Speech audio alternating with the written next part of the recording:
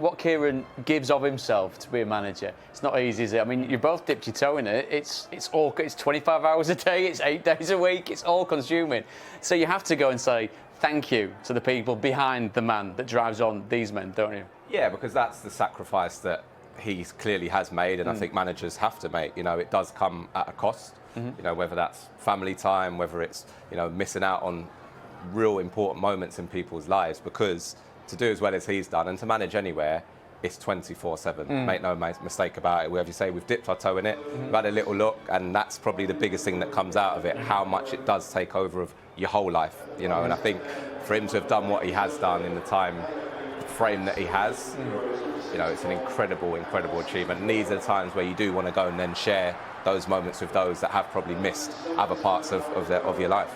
And when you look at it as well, there's an emotional barrier that he now could go, and he's not the manager when he goes and hugs his wife and his kids. It's the family man, and I think you saw that with the embrace, and you're seeing it now with the hierarchy. They're all in a situation where all season it's been about win, the next one, and suddenly now it's done, and they get to enjoy it and you get to embrace it. Do you know what I mean? Yeah, and I think the people at home probably see those bits of vulnerability that you don't want to show your players sometimes. There'll be times where, you know, he's got... There's school of thought he can't. He's got to be, you know, the lead man, and we've seen with other managers that haven't handled that well enough. You know, I remember Kieran, I think it was the Southampton game here, they came back and won, and he's almost half off. You know, they get the last minute when they're running down the touchline, and he just manages to just put the brakes on, and the message that sends to the rest of that team. But that takes so much emotional control at that moment in time, not to let yourself go.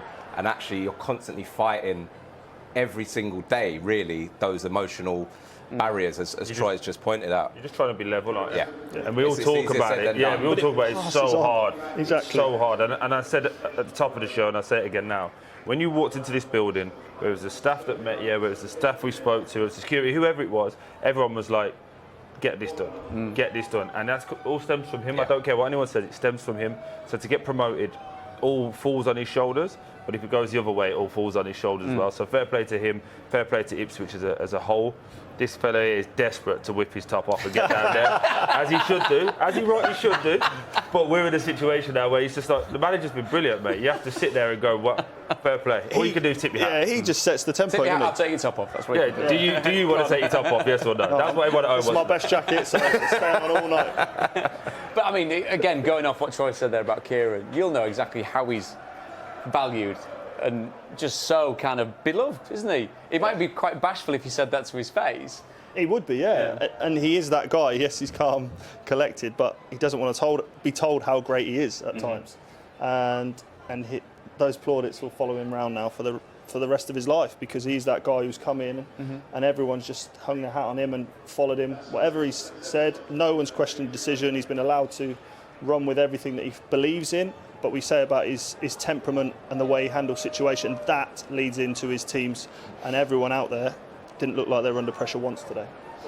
Which is the 12th time we've seen a team come up from the third tier to the top tier. I mean, getting any promotion across your career is a momentous achievement. To get into the Premier League is very, very tough indeed. The last team to do it, of course, Southampton back in 2012, Norwich City before that, and then we go a hell of a long way back, all the way back to Charlton. 1934 to 1936. I asked Troy Jobi what he thought with regards to that particular achievement. I mean, I don't suppose you can, given the size of the Premier League, given what's coming next season, and given how challenging the Championship is, can you really quantify it? Is it one of those magic couple of years spells in a club's history? Yeah, it is. I mean, I went up that season actually that Southampton were the last team to do it, and you know they were a very, very good team already. Did you see them come in when you're sat in the Championship waiting for this team to come up? Did you think, hang on, these have got a bit of something about them? More so than Ipswich this time around. You know, I thought, as you say, you know, not just Lambert, Lallana, Schneiderlin, players that went on and had top careers. So I feel this is a better achievement. I think particularly with what they're up against this year. You know, look at the money that some of those other teams spent. Leeds, you know, buying players probably more than the whole of this Ipswich squad has been put together this season in particular, and even going back a bit further. So I think the challenge has been definitely greater. I think it's a phenomenal achievement to come up and not just mix it, but actually go and beat, you know, two of those three teams that came down. and get themselves automatic promotion. Incredible achievement.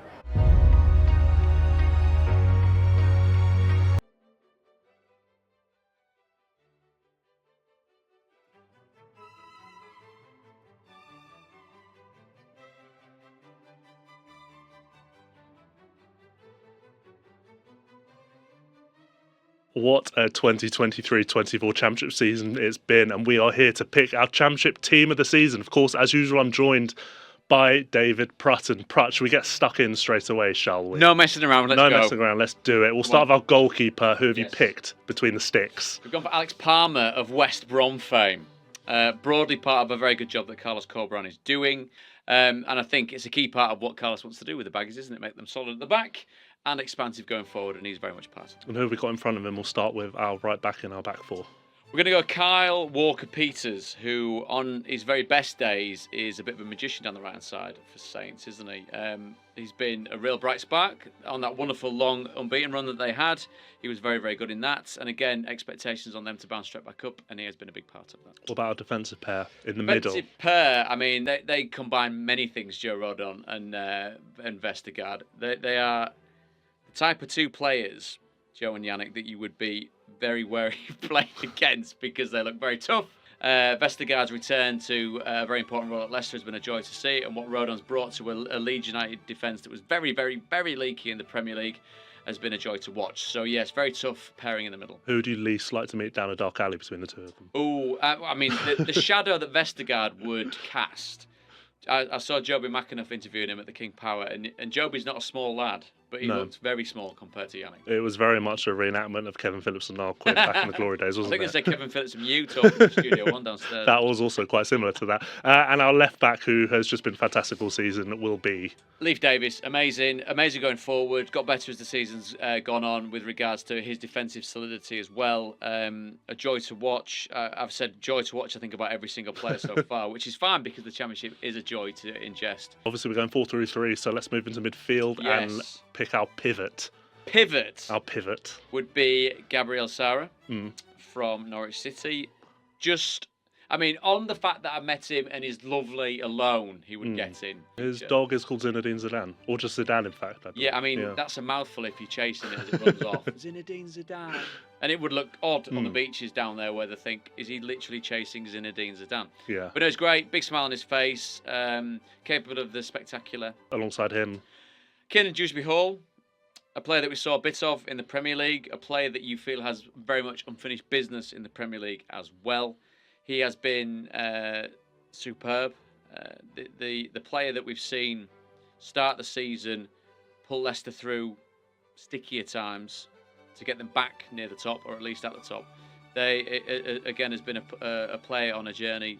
And I mean, the fact that he's been at Leicester for so long and seen so much at that club, it's fitting if he's part of a side that drags them back into the Premier League. Our number 10. Sammy Smodics.